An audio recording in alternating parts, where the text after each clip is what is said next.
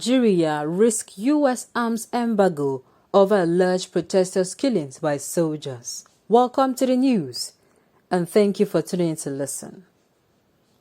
Amid rising insecurity in Nigeria, the country now risks an arms embargo following the indictment of the Nigerian Army and the Nigerian Police Force by the Lagos State Judicial Panel of Inquiry and Restitution for victims of SARS-related abuses and other matters, which states that at least 9 persons were confirmed dead at Lekki Toll Plaza when soldiers stormed the toll gate to disperse Endsars protesters on October 20, 2020.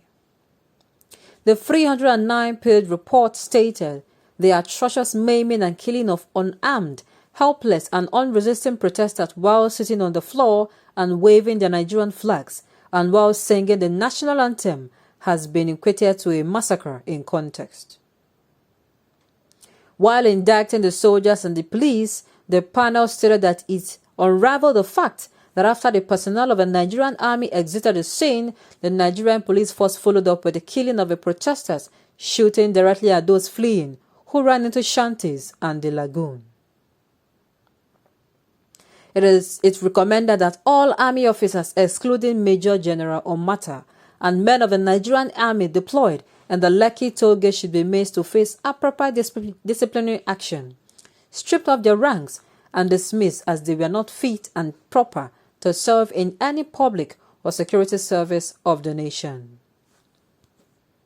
Already the United States, the United Nations, the United Kingdom and Amnesty International have called on the Nigerian government to ensure that the panel's report is handled transparently, even as the military and the federal government await the release of a white paper.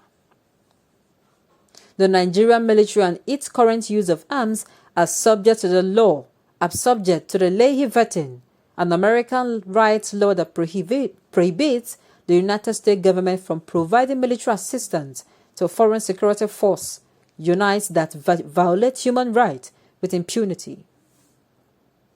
An arms embargo had earlier been placed on Nigeria, which prevented the country from effectively pursuing the war against terror during the administration of former President Goodluck Jonathan. However, during the administration of former American President Donald Trump, the embargo was lifted and the U.S. began selling arms to Nigeria, including 12 Super Tucano aircraft. The U.S., however, warned that the arms and the soldiers being trained will be subject to Leahy vetting, meaning that the military assistance could be discontinued. Earlier in the year, Reuters had reported that the United States Congress had initiated plans to impose an arms embargo on Nigeria. In an email chat with The Punch on Wednesday, the Deputy Director for Advocacy and Government Relations for Amnesty International USA, Mr. Adotai Akwe, said he had written to the U.S. Congress to implement the Leahy laws against Nigeria. Akwe welcomed the report of a panel, adding that it confirmed what Amnesty has always been saying about the Endsars protest.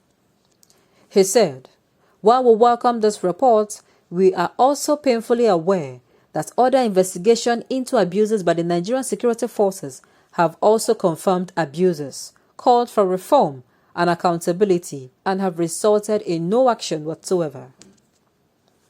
We will wait to see what the response is from Buhari administration, but until then, we shall still call for robust implementation of the Leahy laws and the regards to the Nigerian military." In an interview with The Punch, a former Director General of the Nigerian Institute of International Affairs, Prof. Bola Akinteriwa, said Nigeria could face not just an arms embargo, but sanctions. Akinteriwa stated, "It goes beyond an embargo. There are many ways foreign countries respond to a situation like this.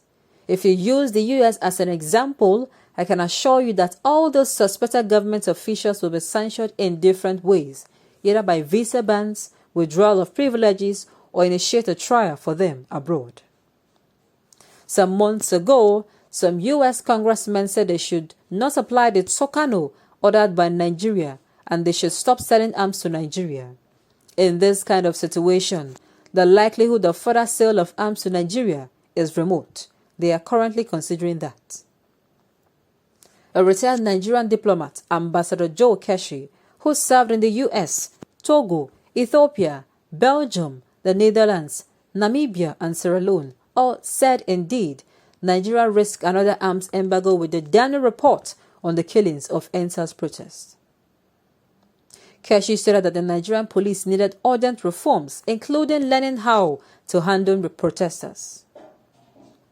He said the Chief of Defense Staff, General Lucky Irabor, goofed by calling on Nigerians not to disparage the military when he could have just promised to investigate the issues raised in the report.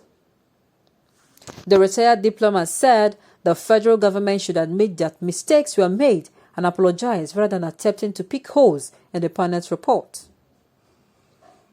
That is true arms embargo. And that is why it is so sad the way the authorities are reacting to this report. There should be a simple admission that a mistake was made, Keshi said.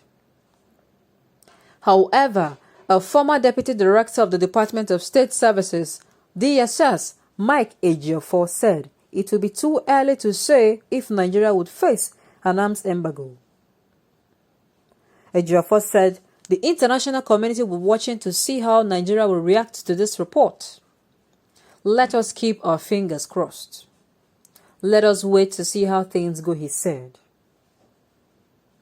Meanwhile, the People Democratic Party caucus in the House of Representatives has said the planned visit by the United States Secretary of State Antony Blinken to Nigeria is to address corruption, insecurity, and human rights abuses under the regime of the President's Major General Muhammad Buhari retired.